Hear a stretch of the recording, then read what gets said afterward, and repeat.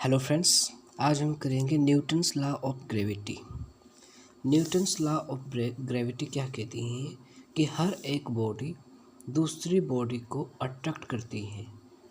हर एक बॉडी दूसरी बॉडी को अट्रैक्ट करती है एंड जो इन दोनों के बीच में अट्रैक्शन फोर्स होता है वो डायरेक्टली प्रोपोर्शनल होता है इन दोनों की मास के बराबर और इनवर्सली प्रोपोर्शनल होता है इसकी डिस्टेंस के बराबर। थोड़ा यहाँ पे समझते हैं। एक बॉडी लीजिए ए, एक दूसरी बॉडी लीजिए बी। इसका मास m1 है, इसका मास m2 है। ये ग्राउंड है। यहाँ पे ऑब्वियस ही बात है कि जो ये बॉडी है डाउनवर्ड डायरेक्शंस में आएगी, तो ये कहते हैं कि ये बॉडी जो है इसकी तरफ अट्रैक्ट होएगी और ये इसकी तरफ अट्रैक्ट होएगी विद ए फोर्स जो कि अट्रैक्टिव फोर्स रहेगा। और इन दोनों के बीच में अगर डिस्टेंस d सपोज करते हैं तो जो न्यूटन्स लॉ कहता है वो कहता है कि जो फोर्स ग्रेविटेशनल फोर्स हैं वो डायरेक्टली प्रोपोर्शनल होती हैं उनके मासेस के बराबर और इनवर्सली प्रोपोर्शनल होती हैं square of distance between them. तो अगर इसको ओपन करते हैं तो F इक्वल्स टू कोई एक कांस्टेंट आता है, ग्रेविटेशनल कांस्टेंट इसको बोलते हैं m1 m2 divided by D square, जहाँ पे कि g क्या है, ग्रेविटेशनल कांस्टेंट है।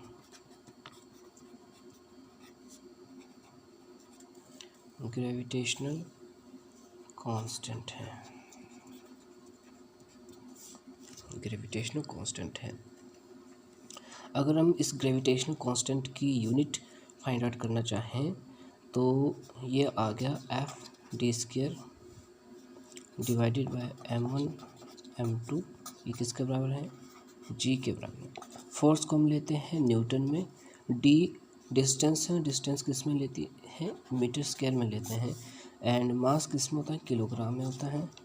तो kg, m1 भी kg में होगा और m2 भी kg में होगा। तो इसकी फाइनल यूनिट हुई न्यूटन मीटर स्क्वायर किलोग्राम -2, ये इसकी यूनिट है। बेसिक डेफिनेशन इसकी ये है कि जो फोर्स है every body will attract the another body, हर एक बॉडी दूसरी बॉडी को अट्रैक्ट करती है और जो उन दोनों के बीच में अट्रैक्टिव फोर्स होता है वो डायरेक्टली प्रोपोर्शनल रहता है उनके मासेस के बराबर और इनवर्सली प्रोपोर्शनल होता है उसके डिस्टेंस के बराबर, स्क्वायर ऑफ डिस्टेंस की। ये था न्यूटन्स लॉ ऑफ ग्रेविटी। अब हम करेंगे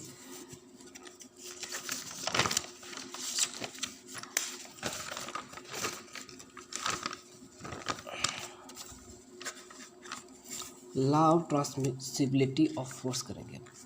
law of transmissibility of force, ये लॉ कहता है कि कोई भी रिजिड बॉडी अपने स्टेट ऑफ रेस्ट या यूनिफॉर्म मोशन में रहेगी अगर उस पर लगने वाली फोर्स को हम किसी दूसरी फोर्स से हटा दें विद द सेम मैग्नीट्यूड। जैसे सपोज कीजिए कि ये मेरे पास कोई एक बॉडी है, रिजिड बॉडी है ये मेरी,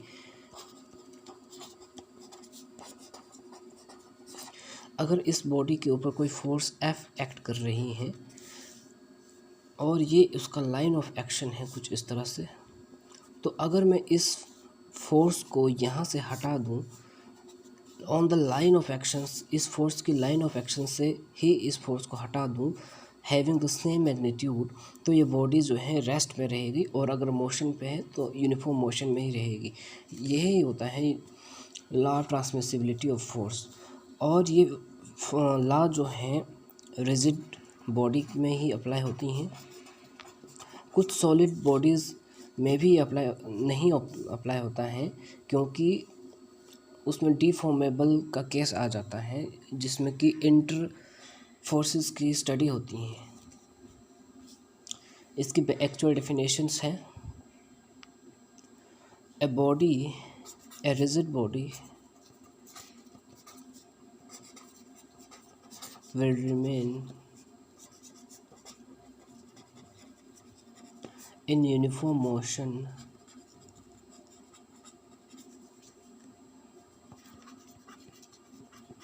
or rest if a force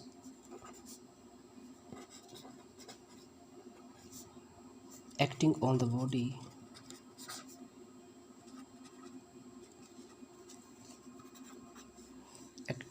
body is replaced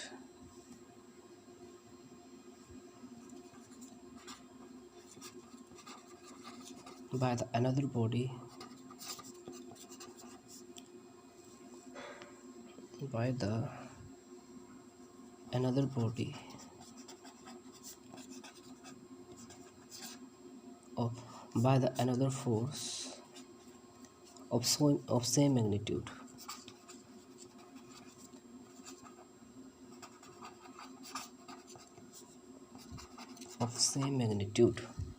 on the line of action of the force. ये था law of transmissibility of force. I hope you will understand this topic. Thanks for watching my channel.